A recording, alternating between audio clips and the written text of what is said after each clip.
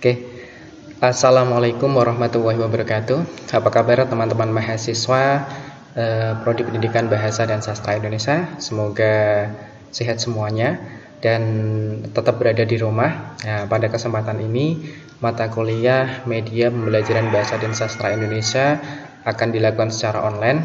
Ini adalah salah satu contoh media yang bisa digunakan untuk pembelajaran. Jadi pada pertemuan kali ini saya akan menjelaskan sedikit tentang jenis dan karakteristik media. Sebelumnya pertemuan sebelumnya kita sudah membahas banyak hal. Kita juga sudah diskusikan kaitannya dengan beberapa hal terkait dengan media. Jadi nanti tugas akhir Anda adalah membuat media. Kemarin kita sudah diskusi sedikit tentang media pembelajaran berbasis teknologi.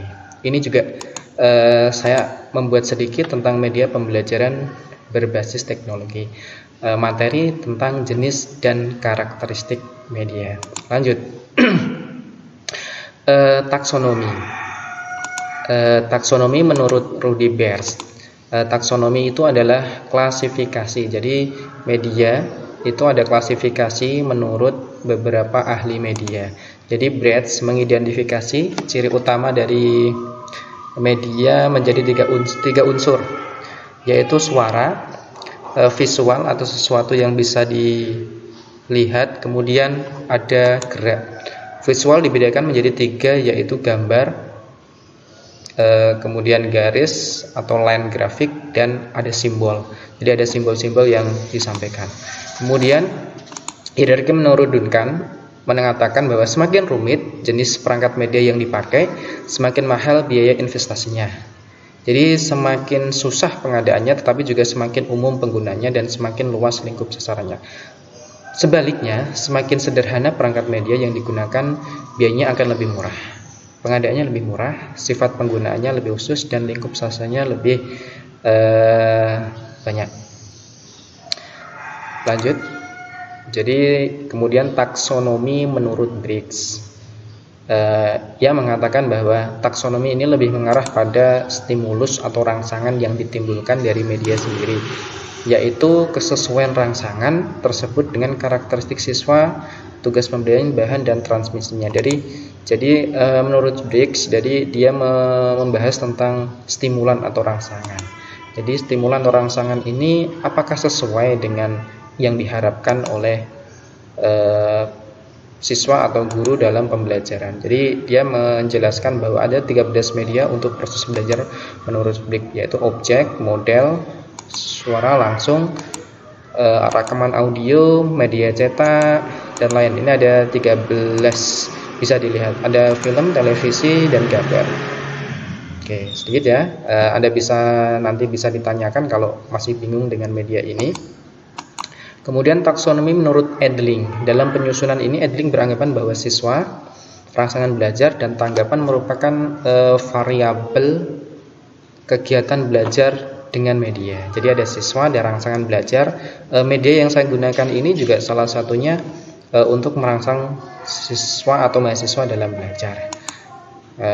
Ia berpandangan bahwa dengan pendekatan menurut model Weaver dan Bloom belum cukup memadai untuk mengklasifikasikan dimensi siswa dan tanggapan. Karena itu dalam usahanya hanya memusatkan pada variabel rangsangan cahaya. Kemudian ada pertama media grafis, yaitu termasuk media visual, berfungsi untuk menyalurkan pesan dari sumber ke penerima pesan. Selain itu berfungsi untuk menarik perhatian, memperjelas ide, mengilustrasikan atau menghiasi fakta yang mungkin akan cepat dilupakan atau diabaikan bila tidak digrafiskan. Jadi media grafis itu banyak karena memang salah satunya untuk memuat simbol dan membuat siswa lebih tertarik. Kemudian ada contoh media grafis, ada foto, gambar, sketsa, diagram, bagan, grafik, kartun, poster, peta, papan flanel, papan buletin, dan lain-lain. Itu ya. Kemudian media audio. Berbeda dengan grafis, media audio berkaitan dengan indera pendengaran. Jadi media yang saya gunakan ini juga salah satunya ada media visual plus ada media audio. Jadi suara saya bisa Anda dengar ya. Jadi saya menggunakan ini ada dua, jadi saya menggabungkan itu. Jadi media audio itu pesan yang akan disampaikan dituangkan ke dalam lambang-lambang auditif atau pendengaran, baik verbal ke dalam kata-kata atau bahasa lisan maupun non-verbal. Ada beberapa jenis media dapat kita kelompokkan dalam media audio, antara lain radio, alat perekam, pita magnetik, piringan hitam, laboratorium, dan lain-lain. Ini bisa Anda baca. Kemudian ada proyeksi diam. Proyeksi diam itu media ini mempunyai persamaan dengan media grafik dalam arti menyajikan rangsangan visual. Selain itu bahan grafis banyak sekali dipakai dalam proyeksi diam. Ini proyeksi diam. Dan perbedaannya Anda bisa baca sendiri. Bisa juga media ini disertai audio atau suara.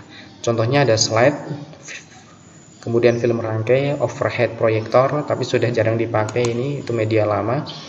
Nah, kaitannya dengan peran media bahasa dan sastra Indonesia. Untuk ini nanti kita akan diskusikan kaitannya dengan peran media bahasa dan sastra Indonesia. Ini yang saya buat ini juga salah satunya media bahasa dan sastra Indonesia untuk pembelajaran mata kuliah media pembelajaran bahasa dan sastra Indonesia.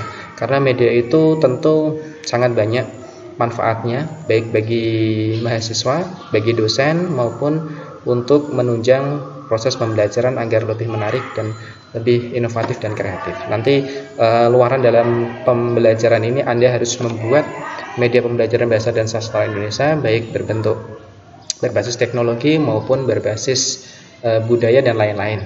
Mungkin itu untuk kesempatan kuliah pada kesempatan ini. Terima kasih, semoga apa yang kita bahas ini bermanfaat. Tetap di rumah, tetap belajar di rumah, jaga kesehatan. Semoga kita semuanya diberi ilmu yang bermanfaat, dan apa yang kita pelajari bersama ini bisa bermanfaat untuk kita semuanya. Terima kasih. Salam dari saya Muhammad Nur Asin. Saya akhiri, wassalamualaikum warahmatullahi wabarakatuh.